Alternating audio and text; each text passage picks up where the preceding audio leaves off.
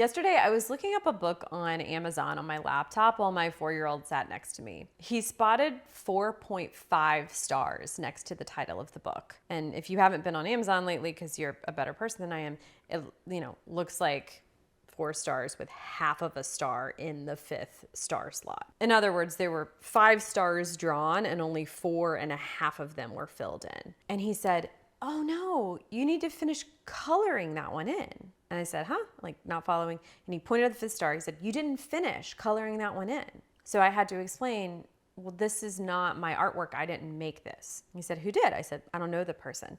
And he looked bothered. He said, "Well, they didn't finish." This comment by my 4-year-old struck me as profound. The idea that the novel only fell short of 5 stars because it wasn't finished yet. Like, someone hadn't finished.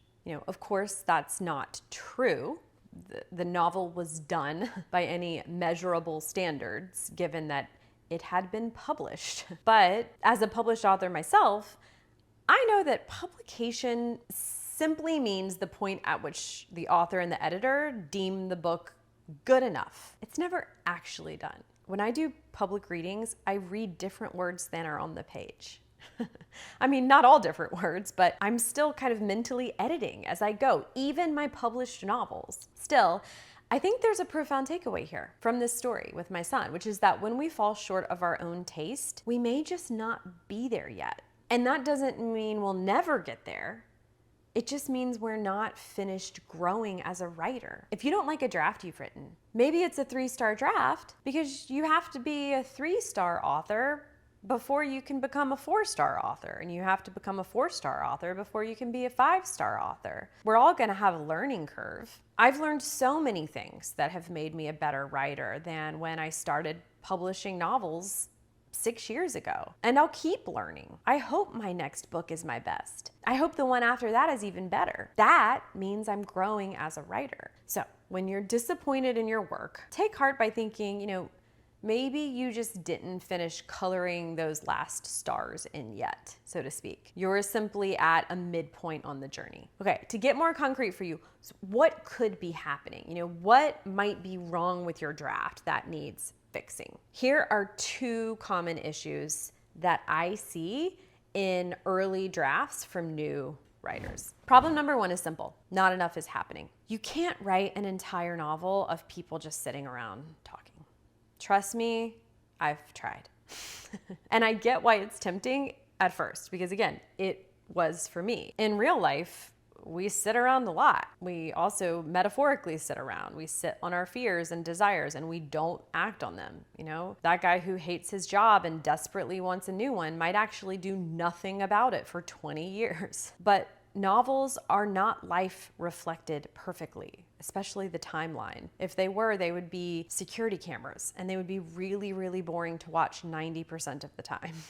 When we are writing a story, we are not writing surveillance footage. So our characters cannot just do nothing the same way that we do nothing. As authors, it's our job to distill life into its essential events that together show an overall transformation for a person. That means we're gonna have to skip over a lot of the filler. In other words, the sitting, the not acting, the just sitting and thinking or sitting and chatting. We skip like a rock skipping across a pond to the pivotal events, and we string these together so that we can fit an entire story into just 300 or 400 pages. Now, this can feel awkward at first. Like, you may feel like you're packing too much in, too many events. It did for me, but probably you aren't. Probably you're just getting used to the fact that things have to happen in novels. In particular, I think realistic fiction often falls into the trap of nothing happening because sometimes we think that for something to be realistic, it cannot be too exciting or dramatic. But even if you have a passive character, you can ask, okay, well, how do they act privately? Do they act self-destructively? Human beings do all kinds of things when no one is watching. Okay, real fast before I share with you the other problem I often see. If you're working on a book, I want to invite you to apply to the Book Incubator. It's my 12-month MFA alternative. I started it and now run it with novelist Ruthie Thorpe, and you can apply at the link below. It's only 2 questions. It'll take you under 5 minutes. And if you're working on a novel, you will definitely want to check it out. Okay, now back to the video.